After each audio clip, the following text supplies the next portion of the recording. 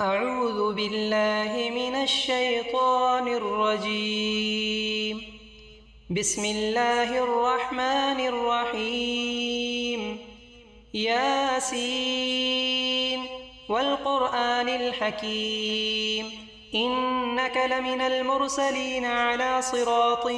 مستقيم تنزيل العزيز الرحيم لتنذر قوما ما أنذر آباؤهم فهم غافلون لقد حق القول على أكثرهم فهم لا يؤمنون إنا جعلنا في أعناقهم أغلالا فهي إلى الأذقان فهم مقمحون وجعلنا من بين أيديهم سدا ومن خلفهم سدا فأغشيناهم فهم لا يبصرون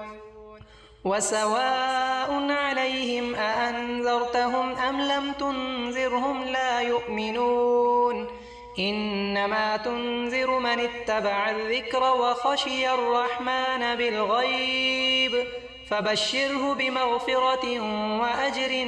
كريم إنا نحن نحيي الموتى ونكتب ما قدموا وآثارهم وكل شيء أحصيناه في إمام مبين واضرب لهم مثلا أصحاب القرية إذ جاءها المرسلون إذ أرسلنا إليهم 2 فكذبوهما فعززنا بثالث فقالوا إنا إليكم مرسلون قالوا ما أنتم إلا بشر مثلنا وما أنزل الرحمن من شيء إن أنتم إلا تكذبون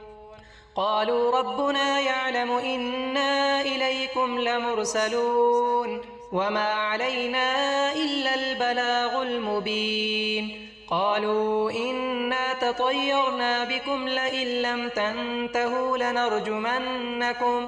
لنرجمنكم وليمسنكم منا عذاب أليم قالوا طائركم معكم أئن ذكرتم بل أنتم قوم مسرفون وجاء من أقصى المدينة رجل يسعى قال يا قوم اتبعوا المرسلين اتبعوا من لا يسألكم أجرا وهم مهتدون وما لي لا أعبد الذي فطرني وإليه ترجعون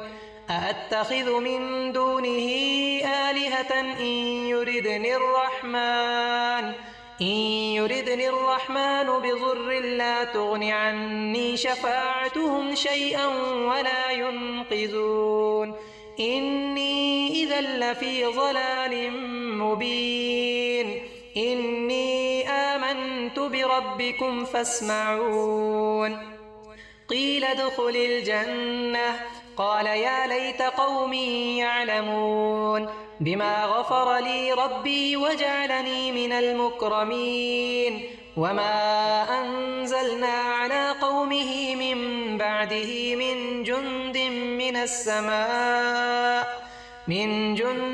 من السماء وما كنا منزلين إن كانت إلا صيحة واحدة فإذا هم خامدون يا حسرة على العباد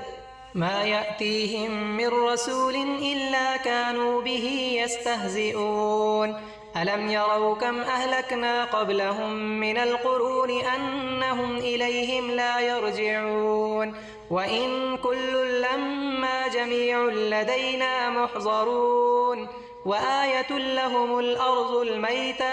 أحييناها وأخرجنا منها حبا فمنه يأكلون وجعلنا فيها جنات من نخيل وأعناب وفجرنا فيها من العيون ليأكلوا من ثمره وما عملته أيديهم أفلا يشكرون سبحان الذي خلق الأزواج كلها مما تنبت الأرض ومن أنفسهم ومما لا يعلمون وآية لهم الليل نسلخ منه النهار فإذا هم مظلمون والشمس تجري لمستقر لها ذلك تقدير العزيز العليم والقمر قدرناه منازل حتى عاد كالعرجون القديم لا الشمس ينبغي لها أن تدرك القمر ولا الليل سابق النهار وكل في فلك يسبحون وآية لهم أنا حملنا ذريتهم في الفلك المشحون وخلقنا لهم من مثله ما يركبون وإن نشأ نغرقهم فلا صريخ لهم ولا هم ينقذون إلا رحمة منا ومتاعا إلى حين وإذا قيل لهم اتقوا ما بين أيديكم وما خلفكم لعلكم ترحمون وما تأتيهم من آية من آيات ربهم إلا كانوا عنها معرضين وإذا قيل لهم أنفقوا مما رزقكم الله قال الذين كفروا للذين آمنوا أنطعم من لو يشاء الله أطعمه إن أنتم إلا في ضلال مبين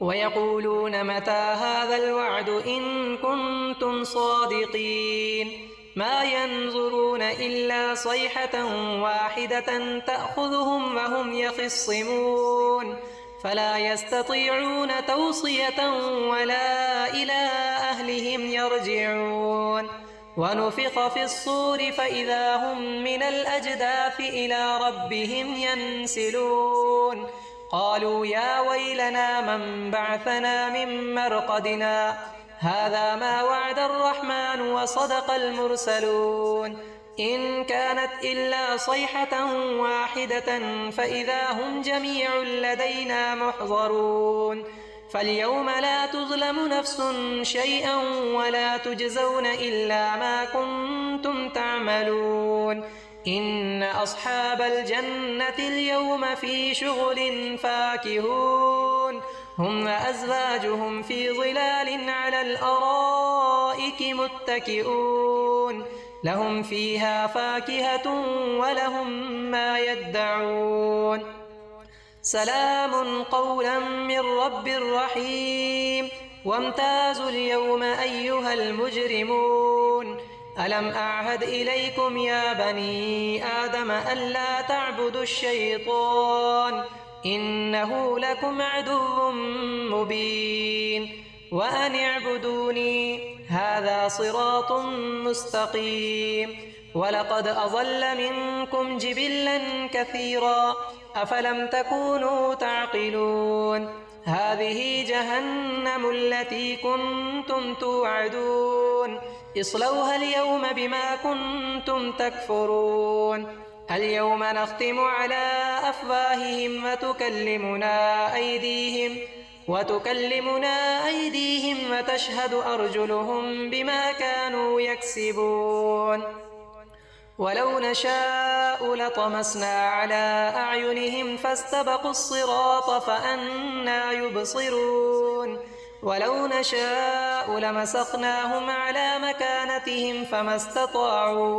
فما استطاعوا مضيا ولا يرجعون ومن نعمره ننكسه في الخلق أفلا يعقلون وما علمناه الشعر وما ينبغي له إن هو إلا ذكر وقرآن مبين لينذر من كان حيا ويحق القول على الكافرين أولم يروا أنا خلقنا لهم مما عملت أيدينا أنعاما فهم لها مالكون وذللناها لهم فمنها ركوبهم ومنها يأكلون ولهم فيها منافع ومشارب أفلا يشكرون واتخذوا من دون الله آلهة لعلهم ينصرون لا يستطيعون نصرهم وهم لهم جند محضرون فلا يحزنك قولهم إنا نعلم ما يسرون وما يعلنون أولم ير الإنسان أنا خلقناه من نطفة فإذا هو خصيم مبين وضرب لنا مثلا ونسي خلقه قال من يحيي العظام وهي رميم قل يحييها الذي أنشأها أول مرة وهو بكل خلق عليم الذي جعل لكم من الشجر الأخضر نارا فإذا أنتم منه توقدون أوليس الذي خلق السماوات والأرض بقادر على أن يخلق مثلهم بلى وهو الخلاق العليم إنما أمره إذا أراد شيئا أن يقول له كن فيكون فسبحان الذي بيده ملكوت كل شيء وإليه ترجعون بسم الله الرحمن الرحيم الرحمن علم القرآن خلق الإنسان علمه البيان الشمس والقمر بحسبان والنجم والشجر يسجدان والسماء رفعها ووضع الميزان ألا تطغوا في الميزان وأقيموا الوزن بالقسط ولا تخسروا الميزان والأرض وضعها للأنام فيها فاكهة والنخل ذات الأكمام والحب ذو العصف والريحان فبأي آلاء ربكما تكذبان خلق الإنسان من صلصال كالفخار وخلق الجان من مارج من نار فبأي آلاء ربكما تكذبان رب المشرقين ورب المغربين فبأي آلاء ربكما تكذبان مرج البحرين يلتقيان بينهما برزخ لا يبغيان فبأي آلاء ربكما تكذبان يخرج منهما اللؤلؤ والمرجان فبأي آلاء ربكما تكذبان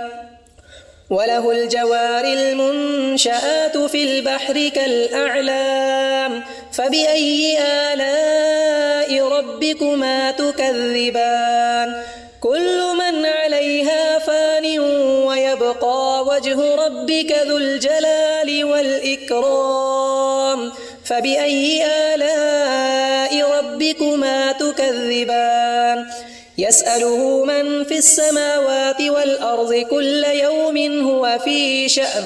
فبأي آلاء ربكما تكذبان سنفرغ لكم أيها الثقلان فبأي آلاء ربكما تكذبان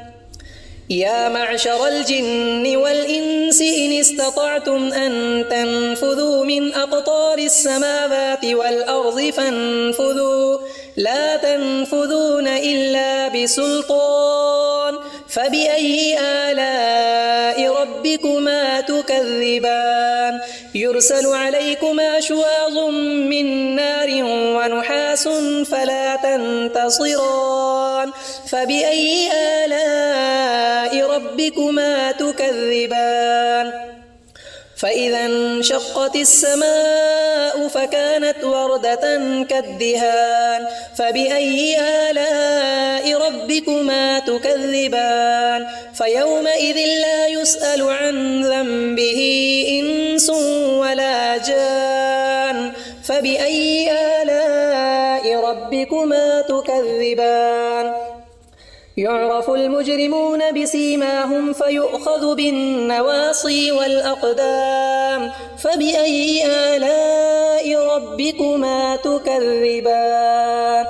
هذه جهنم التي يكذب بها المجرمون يطوفون بينها وبين حميم آن فبأي آلاء ربكما تكذبان ولمن خاف مقام ربه جنتان فبأي آلاء ربكما تكذبان ذواتا أفنان فبأي آلاء ربكما تكذبان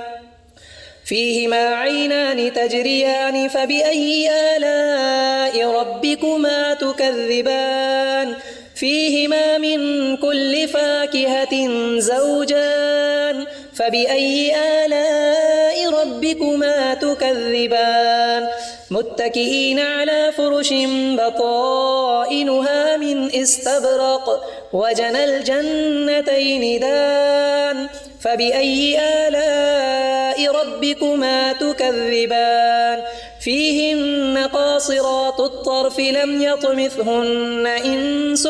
قبلهم ولا جان فبأي آلاء ربكما تكذبان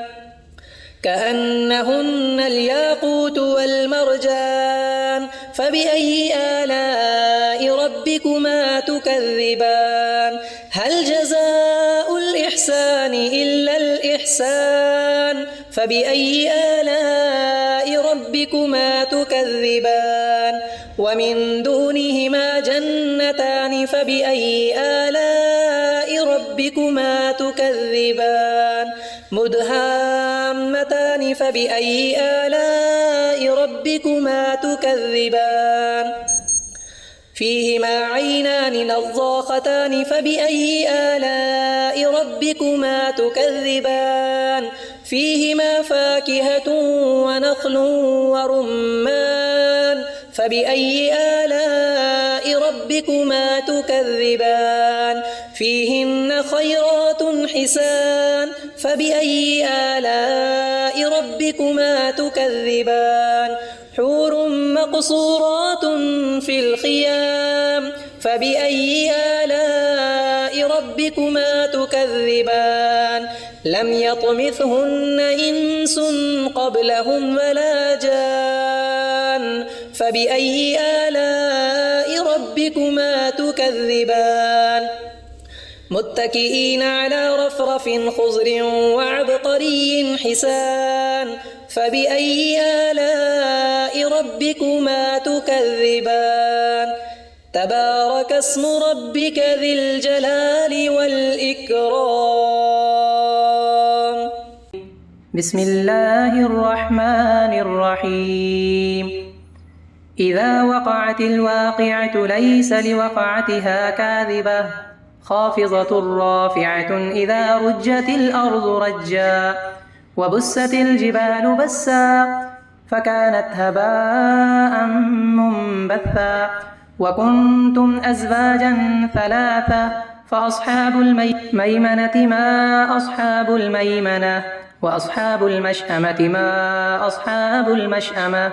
والسابقون السابقون أولئك المقربون في جنات النعيم ثلة من الأولين وقليل من الآخرين على سرر موضونة متكئين عليها متقابلين يطوف عليهم ولدان مخلدون بأكواب وأباريق وكأس من معين لا يصدعون عنها ولا ينزفون وفاكهة مما يتخيرون ولحم طير مما يشتهون وحور عين كأمثال اللؤلؤ المكنون جزاء بما كانوا يعملون لا يسمعون فيها لغوا ولا تأثيما إلا قيلا سلاما سلاما وأصحاب اليمين ما أصحاب اليمين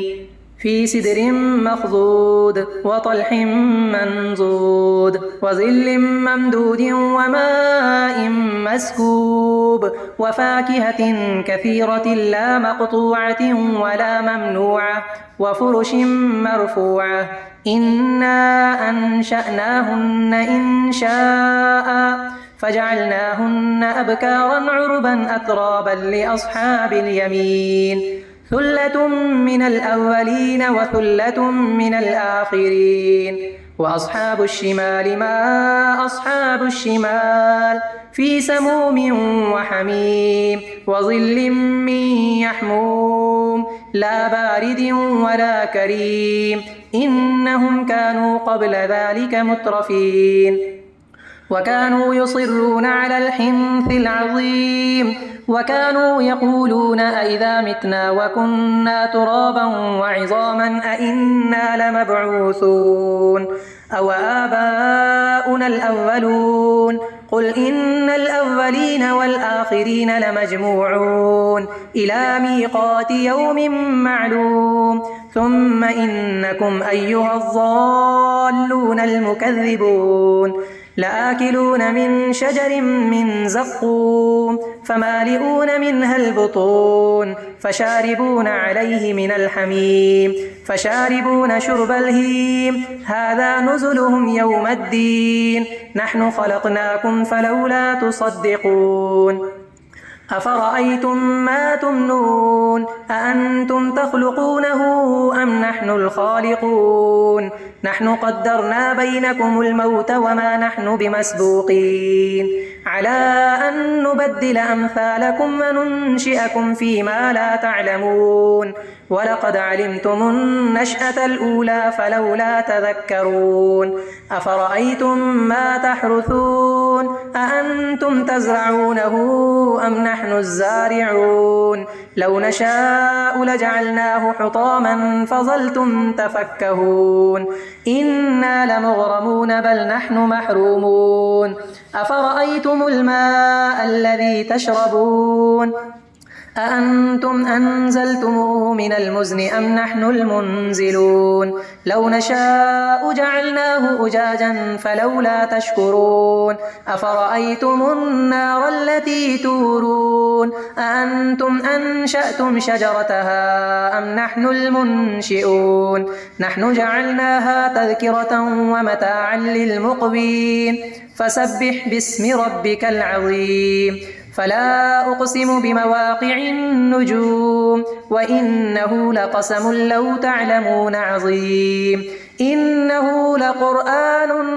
كريم في كتاب مكنون لا يمسه إلا المطهرون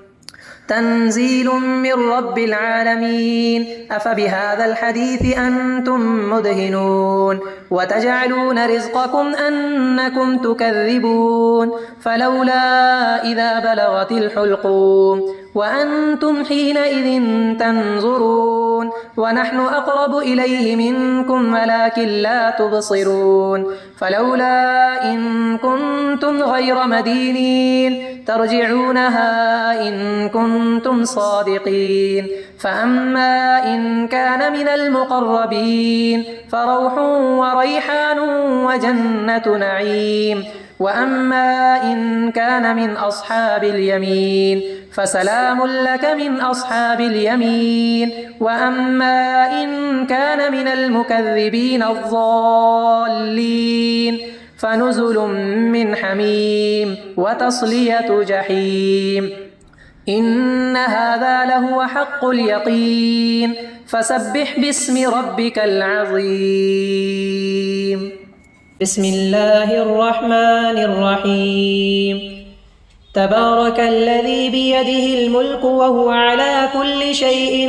قدير الذي خلق الموت والحياة ليبلوكم أيكم أحسن عملا وهو العزيز الغفور الذي خلق 7 سماوات طباقا ما ترى في خلق الرحمن من تفاوت فارجع البصر هل ترى من فطور ثم ارجع البصر كرتين ينقلب إليك البصر خاسئا وهو حسير ولقد زينا السماء الدنيا بمصابيح وجعلناها رجوما للشياطين وأعتدنا لهم عذاب السعير وللذين كفروا بربهم عذاب جهنم وبئس المصير إذا ألقوا فيها سمعوا لها شهيقا وهي تفور تكاد تميز من الغيظ كلما ألقي فيها فوج سألهم خزنتها ألم يأتكم نذير قالوا بلى قد جاءنا نذير فكذبنا وقلنا ما نزل الله من شيء إن أنتم إلا في ضلال كبير وقالوا لو كنا نسمع أو نعقل ما كنا في أصحاب السعير فاعترفوا بذنبهم فسحقا لأصحاب السعير إن الذين يخشون ربهم بالغيب لهم مغفرة وأجر كبير وأسروا قولكم أو اجهروا به إنه عليم بذات الصدور ألا يعلم من خلق وهو اللطيف الخبير هو الذي جعل لكم الأرض ذلولا فامشوا في مناكبها وكلوا من رزقه وإليه النشور أأمنتم من في السماء أن يخسف بكم الأرض فإذا هي تمور أم أمنتم من في السماء أن يرسل عليكم حاصبا فستعلمون كيف نذير ولقد كذب الذين من قبلهم فكيف كان نكير أولم يروا إلى الطير فوقهم صافات ويقبض ما يمسكهن إلا الرحمن إنه بكل شيء بصير أمن هذا الذي هو جند لكم ينصركم من دون الرحمن إن الكافرون إلا في غرور أمن هذا الذي يرزقكم إن أمسك رزقه بل لجوا في عتب ونفور أفمن يمشي مكبا على وجهه أهدى أمن يمشي سويا على صراط مستقيم قل هو الذي أنشأكم وجعل لكم السمع والأبصار والأفئدة قليلا ما تشكرون قل هو الذي ذرأكم في الأرض وإليه تحشرون ويقولون متى هذا الوعد إن كنتم صادقين قل إنما العلم عند الله وإنما أنا نذير مبين فلما رأوه زلفة سيئت وجوه الذين كفروا وقيل هذا الذي كنتم به تدعون قل أرأيتم إن أهلكني الله ومن معي أو رحمنا فمن يجير الكافرين من عذاب أليم قل هو الرحمن آمنا به وعليه توكلنا فستعلمون من هو في ضلال مبين قل أرأيتم إن أصبح ماؤكم غورا فمن يأتيكم بماء معين